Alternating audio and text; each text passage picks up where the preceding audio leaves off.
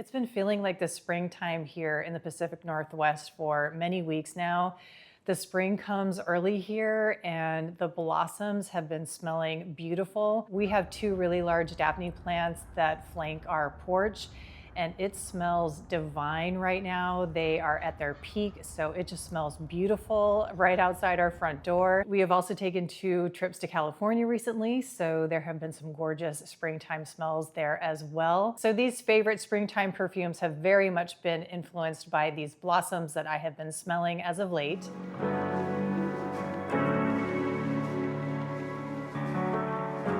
The first one I'm going to talk about is Cedre Sambac, and this is by Hermes. This is from their Hermescence line. And my husband and I have taken 2 trips to California recently.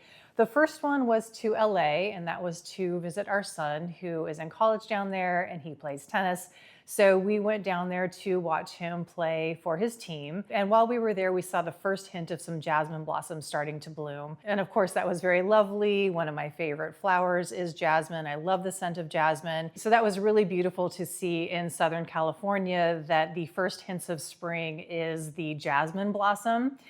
And then the second trip that we took to California was very recently. We just got back from Palm Springs. We were down there for the Indian Wells tennis tournament, which is an incredible tennis tournament. And I, of course, wanted to bring a perfume on my trip while we were there because we were there for nearly a week. And I wanted to have a scent that would always be associated with our trip there. So I decided to bring Cedre Sambac on our trip to Palm Springs. And again, it was very inspired by seeing those jasmine blossoms while we were in LA. So that's why I chose this perfume, because even though we don't have jasmine blossoms blooming right now in the Pacific Northwest, the fact that they were blooming down in LA while we were there, again, kind of gave me that springtime feeling. So that's why I chose this perfume. Now, I have this perfume on my left arm and it smells so incredible. I absolutely love this perfume. Now, Jasmine Sambac is my favorite jasmine in perfumery. I'm not a huge fan of Jasmine grandiflorum. I do really love Jasmine officinale, but when it comes to Jasmine, Jasmine Sambac is the queen. I absolutely love the depth and the warmth and the resinous nature of Jasmine Sambac. It just really speaks to me. So in this perfume with the cedar, so it's Cedre Sambac, so it's cedar and the Jasmine Sambac together. Those are the only 2 notes that are listed in this perfume. So you kind of have to use your imagination as to what else could be in this perfume. I do feel like there's possibly some other florals in here. I'm going to spray just a little bit more of this perfume. In the top, I do feel like there's probably some tuberose in here as well as the Jasmine Sambac. And tuberose is another one of my favorite white florals. Tuberose just really sends me into that intoxicated, narcotic kind of feeling. I really love tuberose, and I do like the gentle nature of the tuberose and the Jasmine Sambac in here. I will say it's not super heavy-handed. It is not a white floral bomb. It is really light and lovely. And the cedar in here as well that starts to develop a little bit more in the middle and the dry down of this perfume is also quite subtle. And I do think there's maybe a little bit of sandalwood in the mix as well. So I have read some other reviews of this perfume, and they've mentioned that this feels indolic to them and a little bit more heavy-handed than I have experienced. For me, this is a perfume that I can spray quite liberally and I do not get overwhelmed. This by no means is a beast mode white floral. I would consider this a very pretty woody floral fragrance, and woody florals tend to be one of my favorite categories of perfumes. So this is completely up my alley. For me, this is very radiant. It's very luminous. It is not clingy. It doesn't feel tenacious at all. The longevity is not the best. So after about 4 hours, I definitely feel like I could reapply this, and that for me is just fine. I am not somebody who likes super tenacious perfumes. It does have a little bit of a creaminess to it, which leans a little bit soapy. It's kind of a creamy soapiness there, but that does seem to come and go a little bit, and it depends upon the wearing. I feel like maybe in the heat, which is interesting, a little bit of the soapiness tends to come out a little bit more. When it's a little bit cooler, that aspect seems to be tamped down a little bit. So it is a little bit of a chameleon type of a fragrance, which I do enjoy. I feel like it adds a little bit to the complexity of this fragrance. I love this fragrance, obviously for the summertime, but I also love it when the spring is just coming around the bend. It's sort of that harbinger of spring type of fragrance. So that is why I have it on my list as a springtime favorite. Now, as I mentioned, this list is inspired by our trips to California. And while we were in Palm Springs, the orange blossoms were blooming like crazy, and it smelled utterly gorgeous. Now, I grew up in Phoenix, Arizona, and we had 2 orange trees, one in our front yard and one in our backyard. So the scent of orange blossom is very much tied to my childhood and growing up. So that scent has a very strong scent memory for me. It is a very core memory for me. So when I smell that scent, it immediately brings me back to springtime, and definitely springtime of my youth. So for me, the perfume that most captures the scent of the orange blossom is Tom Ford's Neroli Portofino. Now, I don't have a full-size bottle, and I don't have a travel size. I don't even know if he does a travel size, but I do have this mini. And many years ago, the Tom Ford perfume counters used to give out these very generous samples of their perfumes. And I was lucky enough to get a couple of these. So I've never actually had to buy a bottle of their perfume, which is quite expensive. But anyway, let's get to what this smells like. So for me, when I first apply this perfume, it is truly the scent of the orange blossom. It is very realistic of what the orange blossom smells like. And that is why the perfume is called Neroli Portofino, because neroli is the essential oil from the orange blossom. So in the opening, it is very sweet. It is very heady. It kind of has that honeyed type of orange blossom scent. It's a little bit spicy. And like I said, it is just very intoxicating. And when I first apply this, I feel like I am underneath an orange blossom tree. And that is why I truly love this perfume as a springtime favorite. And then as it starts to settle, you get more of the aromatic quality of this perfume. You start to get a little bit of the lavender. And Petite Grain is not listed in this perfume, but I do really feel like there's Petite Grain in here, or at least all the aromatics that are listed in this perfume give you this sense of Petite Grain. And Petite Grain is the essential oil of the leaves and the twigs of the bitter orange tree. And Petite Grain is definitely more woody and a little bit more spicy. It's found in traditionally what's considered to be a men's cologne. So I get Petite Grain in the dry down, and it is really, really gorgeous. So in the beginning, it feels like the orange blossom, the more sweet and the honey aspects of the orange blossom, the neroli. And then as it settles down, it's just the most gorgeous Petite Grain type of fragrance. And I really love Petite Grain. So the way this perfume evolves is just gorgeous in my opinion. So that's why I've got this on this list of springtime favorites, because it's just kind of that all-encompassing experience of the orange tree, and I just really, really love it. And I would be remiss to not mention this beautiful scent from Red Flower. This is a perfume oil, and it's called Guaiac because there's the note of guaiac in here.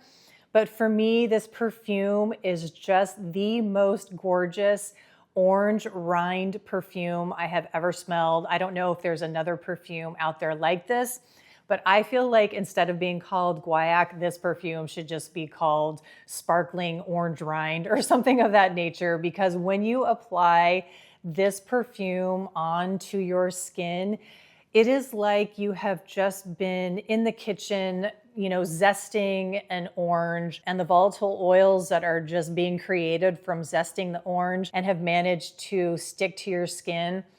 It is so beautiful. I don't know how they have captured the intensity of that orange rind and put it in the bottle, but they have managed to do that. And I have loved this perfume for so long. And continuing on the California theme, I took this perfume with me on a trip to San Francisco. I don't know, maybe, let's see, it was probably about 15 years ago, because actually when I had my blog, I had a perfume blog called Scent Hive, and I wrote about this perfume back probably in 2009, maybe 2010. I'm pretty sure it was 2009 though. And so it was probably a year after that, I took this with me on the trip to San Francisco. So this perfume always reminds me of San Francisco. So I have a really nice scent association with this perfume. But anyway, this is a very vibrant, zesty, orange rind perfume. I cannot say that enough.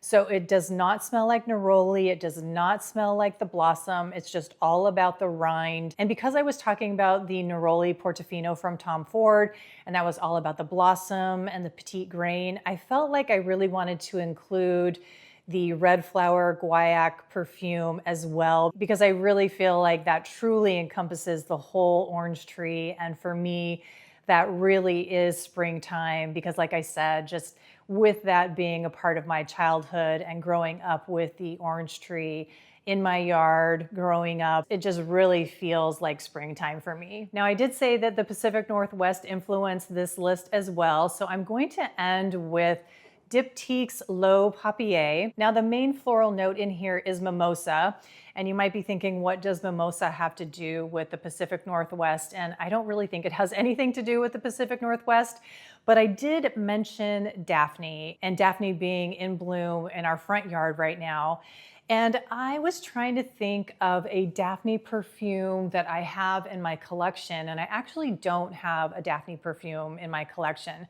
But I was trying to think of a perfume that reminded me of Daphne, and L'eau Papier is what I came up with.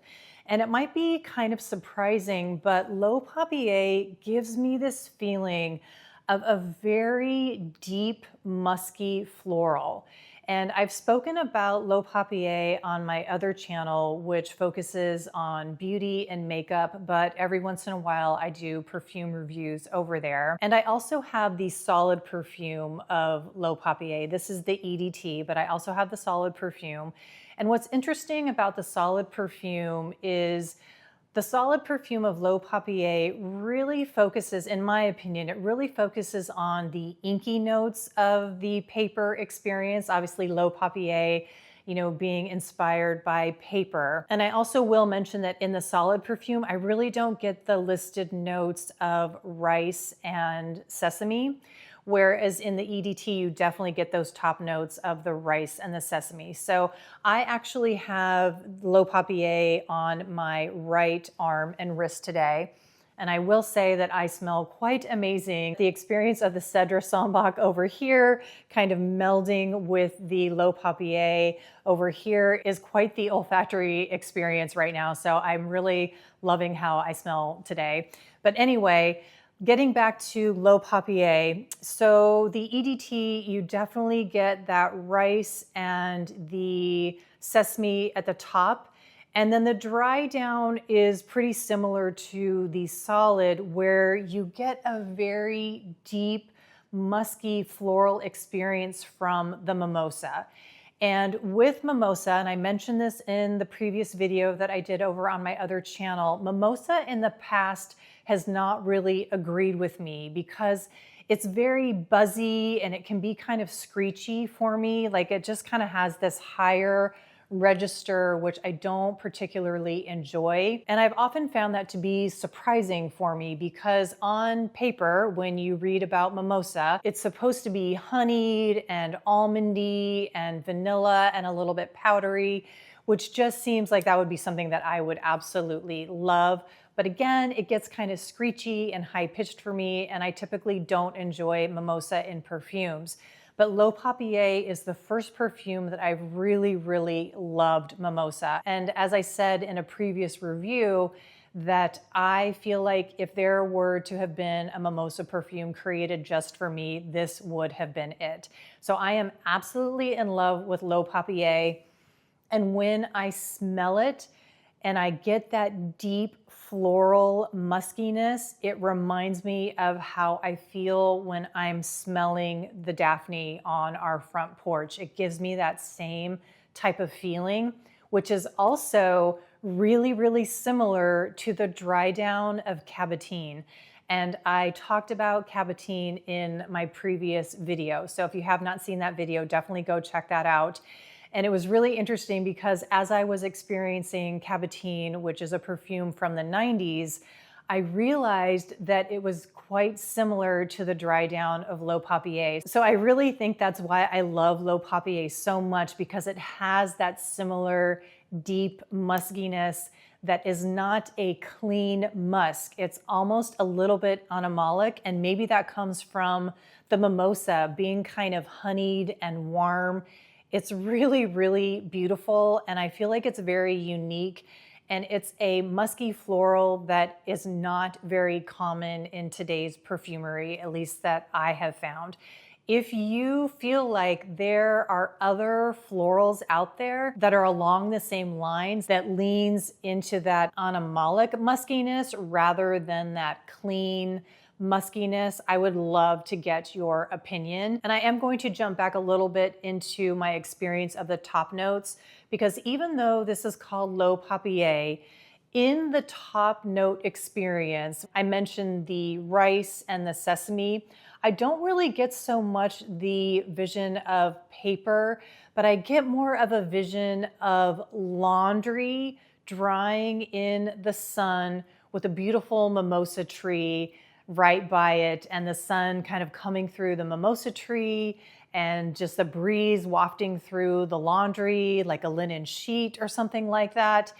Not to be confused with that dryer sheet laundry scent, which I absolutely cannot stand the scent of perfumed laundry sheets. I do not like that at all. I like unscented laundry products, but more of that sun-soaked laundry smell, the heat going through fabric, that type of smell. And it's being naturally perfumed by the mimosa blossoms. That is what I get from the top of this perfume, and then it evolves into that full-bodied floral musky dry down, which is absolutely intoxicating. So that's kind of the theme of this springtime favorites list, is that intoxication. You know, the intoxication of the jasmine sambac, the intoxication of the orange blossom, and the intoxication of this mimosa, which I have never experienced before.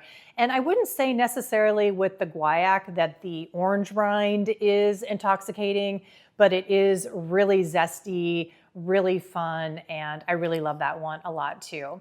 So that does it for my favorites list for the springtime. I hope you found it interesting and intriguing and maybe something new on this list for the springtime. I really enjoyed thinking about this list and having it be inspired by my recent travels, as well as from the gorgeous, gorgeous Daphne that is on our front porch. It is something that I look forward to smelling every single year. And if you have not ever smelled Daphne, I hope that you get to sometime in your life, because it is one of the most gorgeous scents you will ever smell. So thank you so much for watching. As you probably know, this is a brand new channel of mine, and I would love your support. So please do subscribe if you are so inclined. And thank you so much for your time, and I will see you soon.